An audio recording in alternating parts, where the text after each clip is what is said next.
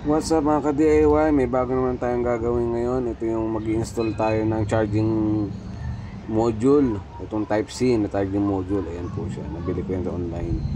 Bali ko convert ko yung Bluetooth speaker ko na dati ang charger niya, ayan Android type. Pero wala na, sunog na. Kaya pala ayaw mag-charge. Ito yung nakaraan na inayos ko na na sira lang yung battery. Yung pala, hindi lang pala battery kasi tinry ko siya. Ay sira talaga yung charging system niya. At ayan, bumili ko ng ilang piraso online. Ayan, bunakasan ko na yung heat gun natin. Set lang natin temperature 350. At tanggalin muna natin yung charging pin na yun. Baka kasi problema pa dahil siyempre nakakabit pa rin sa board yan siyempre dyan natin kakabit yung i-connect yung yung charging module natin. Mas maganda tanggalin natin para wala siyang maging conflict o hindi maging shorted. Bala ko nga sana tanggalin din yung charging IC, pero wag na muna, titesting ko muna Tapos kung nga pala tanggalin yung charging pin niya, nilisan ko muna siya ng bulak. Nasa ko lang ng alcohol, wala kasi kung thinner. At ayun nga yung connection ng battery, yung dating battery. Ang gagawin ko dyan is puputulin ko yung dulo niyan. Kasi yan yung i-connect natin dun sa charging module. Siya puputulin natin yung linya ng positive at saka negative ng battery. Ayan, tapos yung dating wire niya doon sa battery, ilagyan na natin yan. At yan naman ay i-connect natin sa B1 at B2 ng charging module dun sa in. Meron po yan nakalagay sa charging module niya na in and out. Doon tayo sa in, yung papasok. Yan, nakikita mo naman yan may positive tsaka negative. So B plus, B1 plus, B1 minus. So positive, negative. Huwag kayo magkakamali sa pagkabit niya kasi may time na pag nagkabit niyan is umiinit yung battery. Hindi naman nagka-charge. Ayan, hinangin na rin natin siya. Hinangin natin siya para matibay. Huwag nyo yan i-scotch tape. Hinangin yan, kabilaan. Ayan sa loob Ayan, papunta yun sa battery. Sa dating battery natin. Ayan, meron ako namang excess na ng mga wire. Gagawa naman ako ng connection doon sa out. Ayan. Ayan, kinabit ko na yung Kailangan yan guys, hihinangin yun. Hindi pwedeng hindi. Hindi kaya sa electrical tape lang, hinangin natin yan.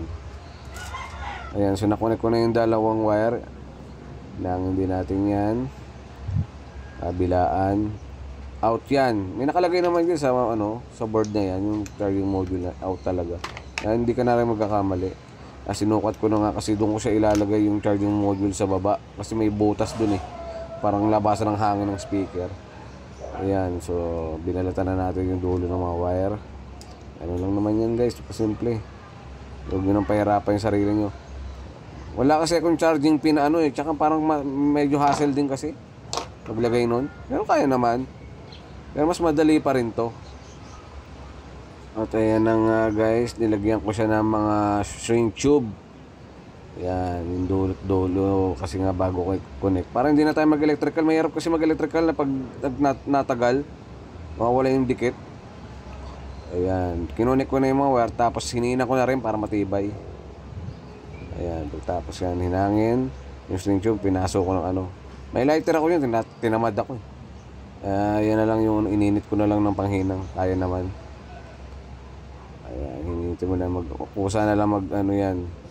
Ihigpit yung string tube na yan. Ayan, positive and negative din yan huwag kayo magkakabaliktad. Ayan guys, tinesting ko na. Pasok ko na yung yung connector dun sa dating salpakan ng battery. Ayan, tapos yung isang connector naman papunta yan dun sa speaker. Ayan. Meron naman yan label mga board, malimit, hindi kayo magkakamali yan. Kaya tandaan nyo, gusto nyo hinugot siyempre. Ayan, so open na natin. The Bluetooth device is ready to pair. Ayan guys, so yun, The gumana. Bluetooth device Gumana is siya. connected Testing naman natin, successfully. charge naman natin siya. Charge naman natin siya guys. Kailangan mag-charge siya, umilaw yung charging module. Yung charging module niya yan, kapag umilaw niya pula yan, okay na yan. Okay natin. Ayan guys, umilaw. So okay na yan. Pag full charge yan, magbiblink yung blue dyan o kaya green. Dalawa LED yan eh. Isa rin yan sa dahilan bakit ano. Ayan, tinester ko muna kung tama yung voltahe na pumapasok. Kaya gusto ko rin yung palitan ng ganyan kaysa charging pin. Wala, yan kasing speaker na yan, walang LED, hindi mo malaman kung full charge o hindi. Ayan, meron din ako string cable tubes para do sa charging module niya. Kasi nga doon ko siya ilalagay sa baba, baka siyempre pasukin ng tubig o kaya talsikan ng tubig, mahirap na. May protection lang ng konti kahit pa paano. Tapos ididikit ko na lang siya ng stick glue. Ganyan lang guys. Ayan.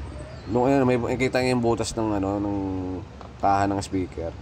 Parang labasan ng hangin yun. Yan, diyan ko ilalagay. Kasi mahihirapan pag ano, hindi kasya doon sa dating yung ano. Kasi may nakakabit pa na board eh. Dinoblihan ko lang siya ng glue stick para matibay. Siyempre, kabitan natin yung kaha para matesting na. Okay. Kabit naman yan. Kabit na yung mga tornilyo. The Bluetooth device is ready to pair. Open nyo na. Ayan. The Bluetooth device is connected successfully. Ngayon lang guys, mga nahihirapan magpalit ng pin yan. Bili ka lang yung charging module, hanapin nyo lang yung ano, yung sa board connection. Hinang-hinang lang. Ayan guys, oh. Ayan na guys. Okay na. So follow for more tutorial para mas marami pa tayong magawa. Salamat!